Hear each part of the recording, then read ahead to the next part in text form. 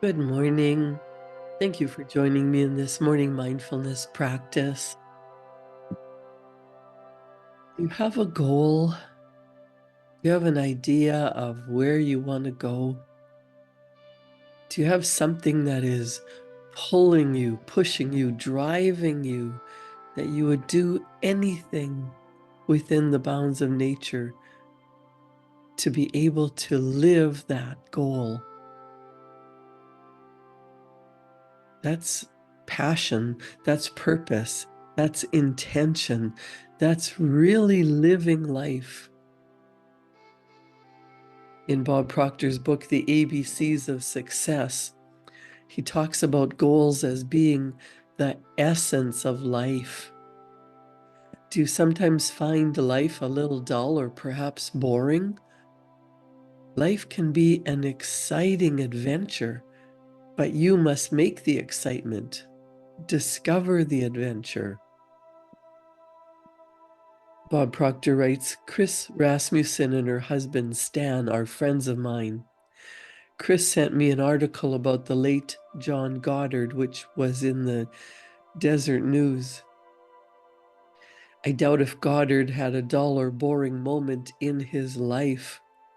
When he was 15, he listed 127 challenging goals, which he tenaciously pursued. Among his challenges, he listed exploring the Nile, the world's largest river, and the Congo, the second largest, climbing Mount Everest, as well as the Matterhorn in a raging blizzard, running a 5-minute mile, and playing Clair de Lune on the piano. And he fulfilled all of those goals. At the time of my writing this broadcast, John Goddard had accomplished 108 of his original challenges. A new goal, not on the list that he originally set, was flying the sleek, supersonic B-1 bomber, the U.S. Air Force's most advanced airplane. It can fly at supersonic speeds unnoticed under a radar blanket. He made the flight on November 3rd, 1989, in Abilene, Texas, after gaining approval from the Secretary of the Air Force. Goddard had already flown 47 different types of aircraft, including the F-4 Phantom, F-11 fighter bomber, and the F-106 Delta Dart. John Goddard climbed 12 of the world's highest mountains. He conducted 14 major expeditions into remote regions, traversed 15 of the world's most treacherous rivers, visited 120 countries, and studied 260 primitive tribes. Goal setting is the essence of life. Do these things not for the external praise, but for the inner reward. It makes you a better person, a better parent, a better professional. It is important to be constantly growing. Human beings must have action, and they will make it if they cannot find it. He who attends to his greatest self becomes a great person, and he who attends to his smaller self becomes a small person. Periods of tranquility are seldom prolific of creative achievement. Mankind has to be stirred up. When you think of your goal, are you passionate about it? If you're not passionate about your goal, if you don't set an intention, this is what I am doing, it's never going to happen. It becomes wishful thinking. It just remains a hope. Oh, that would have been nice, but If you set a goal that stirs your heart, that gets you excited, that is a must do no matter what, you will find all the resources. You will find you have to be so in love with your goal that nothing is going to stop you. A goal is something that you're going after that you've never done before. A goal is designed to help you grow. Imagine that your goal is to climb Mount Everest. It's not going to be easy. There's going to be challenges. You have to get physically and mentally in shape. You have to do some research. You have to do some practicing. You have to try and try and try and push yourself. And if the goal is so big that it pulls you, you're going to keep going no matter blizzards, no matter people dying on the path in front of you, no matter that it's minus 50 and you can't feel your toes anymore. How badly do you want it? There are days that your goal is going to seem like it's just a wish and a hope.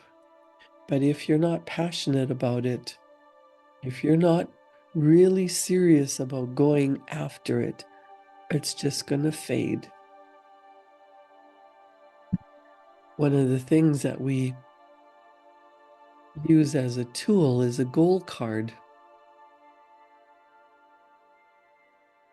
Over 25 years, Bob Proctor had given away a few 100,000 goal cards.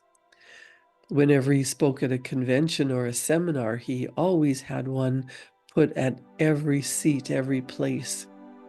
We freely give them to companies or managers in corporations to hand out to employees.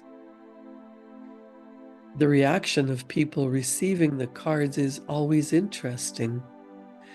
Frequently, a person will pick one up, look at it, smile, and lay it down again. It would appear as if the person is thinking, "Isn't that cute?" Other people will quickly snap it up and ask for more. It is merely a card in a plastic sleeve with a positive statement on one side and a place for the person to write their goal on the other side. We recommend the person carry the card loose in their purse or pocket, and every time they touch the card, they begin thinking of their goal. Try it. If you write on the card, you will ultimately get your goal if you continue to carry and read the goal card. Research indicates that only 13% of us have clearly defined goals.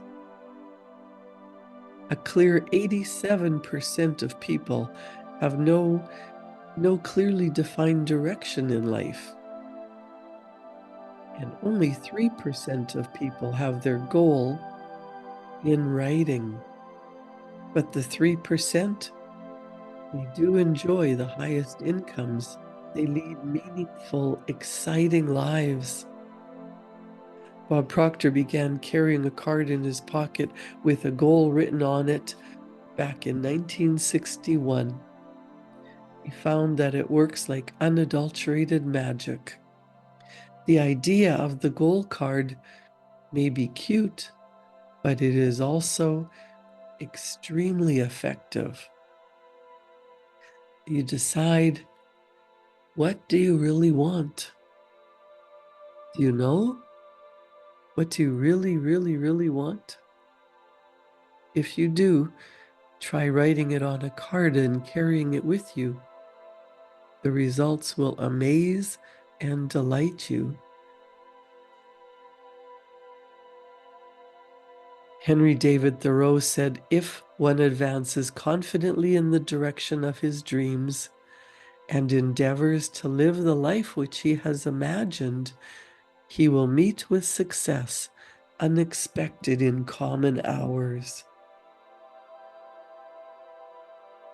Practice yourself, for heaven's sake, in little things, and then proceed to greater. And start right now.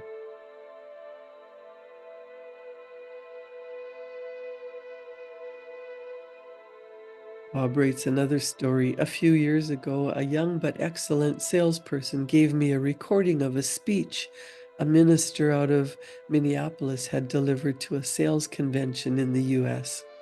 He said something in his speech I don't suppose I shall ever forget.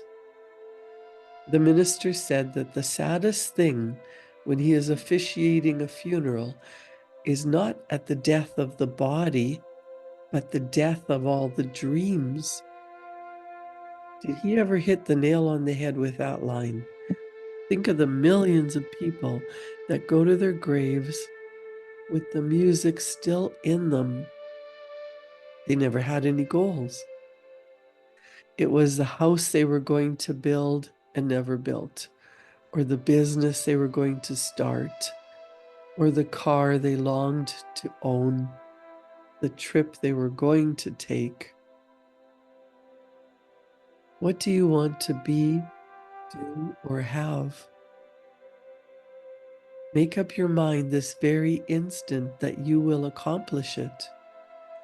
Absolutely refuse to wait another day to begin working toward your goal. James Allen, in his wonderful little book, As a Man Thinketh, said, "Your circumstances may be uncongenial, but they shall not long remain so if you perceive an ideal and strive to reach it." Forget about waiting until all your circumstances are favorable. Start right now. Begin by making a clearly defined written statement of your goal. Write your goal on a card and carry it with you and read it many times every day. This might sound like immature behavior, but believe me, it works for everyone who will do it. This one act is what separates the poor from the rich, the weak from the strong, the sad from the happy. The most fulfilled human being is the one who is always pursuing meaningful goals. People with goals succeed because they know where they're going. It's as simple as that. Our goals can only be reached through a vehicle of a plan in which we must fervently believe and upon which we must vigorously act. There is no other route to success. A goal is something that you're going after that you've never done before. A goal is designed to help you grow. It causes you to draw something from yourself that you didn't even know was there. And if you know how to reach your goal, the goal is not going to do for you what goals are designed to do. If you're really going to accomplish something, you're going to need to be inspired by going after something you really want. It's going to have to come from inside.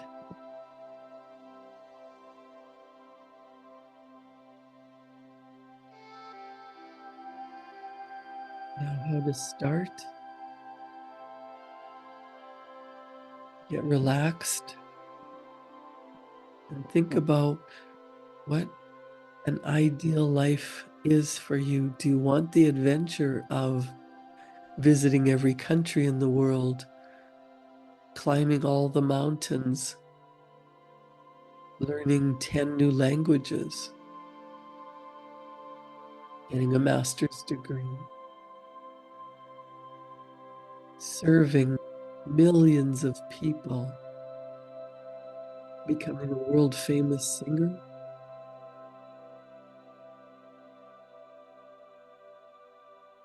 raising a family and making sure that you leave a legacy for them. What does that look like? Everyone has a different ideal for their life, but it doesn't get handed to you. You have to go after it.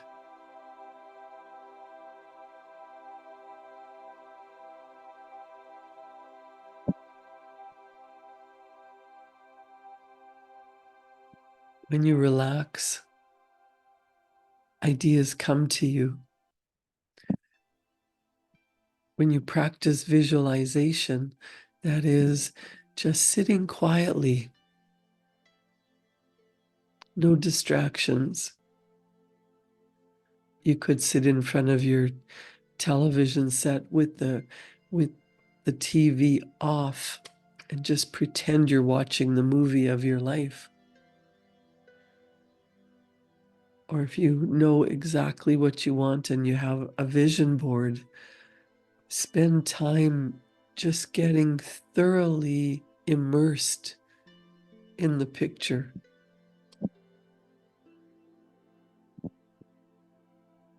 When you relax and you hold a vision in your mind of what you want, and you think about it, how much you want it, how much you love it, how much it's just natural, your subconscious mind starts looking for evidence. It starts to reveal to you the path. And along the path, all the people, all the resources, all the circumstances show up in order for you to accomplish your goal. It's not going to be easy. If it was, everyone would have their big goals. Everyone would be climbing Mount Everest, earning billions of dollars,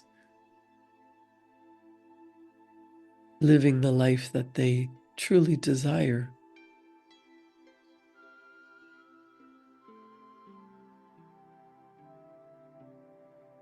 We accomplish what we believe we can accomplish. And our beliefs are based on our evaluation of something. Check your beliefs with what you think you can accomplish. If you have a burning desire to do or be or have something, it must come true when you pay attention to it, when you think about it, when you write about it, when you write it on a goal card and look at it frequently. This is what I'm going after. It has to be an obsession.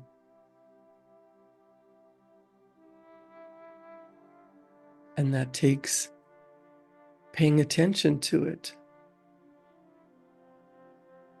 Really aligning your mind with what you want. Feeling it. What is it like now that my goal has been accomplished? So you've already attained the goal. How do you feel? Are you being celebrated? Is there a hospital with your name on it? Is there a big party celebrating you? Are you at a fancy dinner with your loved ones?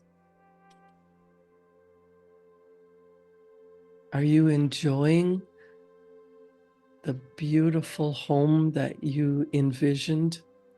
And now you can go through every room and look and feel what it's like to be there.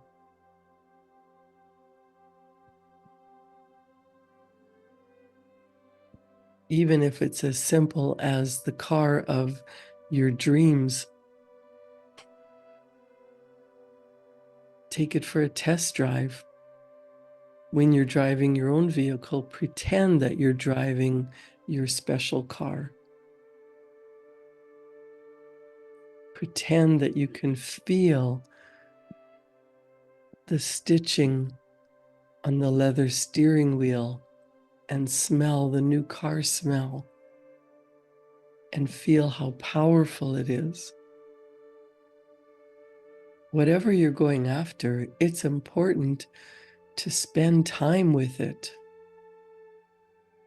As you practice visualizing your goal, as you practice being there in your imagination and feeling it, it starts to seep into every cell of your being. It seeps into your subconscious.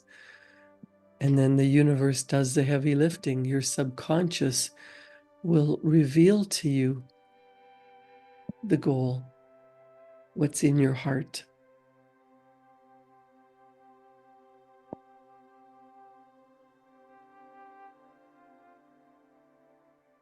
Dwell on that mental picture, not forcing it, not trying to make it happen, just enjoying it in the spiritual realm. You are a spiritual being, you have an intellect, and you're living in the physical body. It's your physical body that's going to take the action based on what your mind is programmed.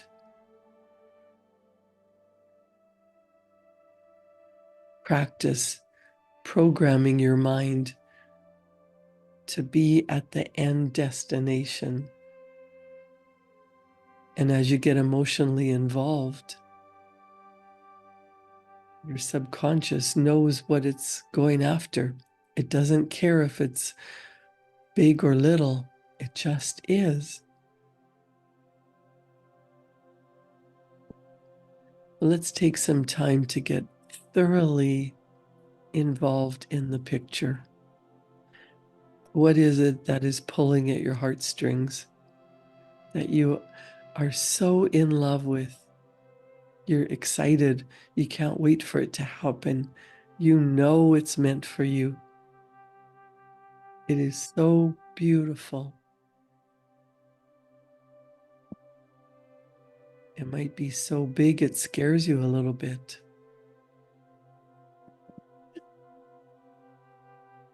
Take some time to get thoroughly invested in the picture, in the feeling of the wish fulfilled.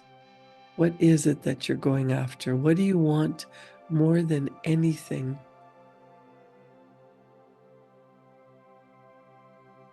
Then write it down. Write it as if you're writing out your gratitude list and it's already taken care of. It's already done. I am so happy. I am so grateful. Thank you, thank you, thank you. I am so happy and grateful now that.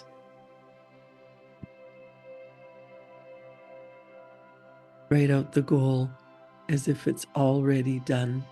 See if you can put it into one sentence that you can put on a goal card to carry with you. Or write it out in great detail so you get totally immersed, and as you're writing, new ideas will come to you. Let's do some writing now, and I'll be back.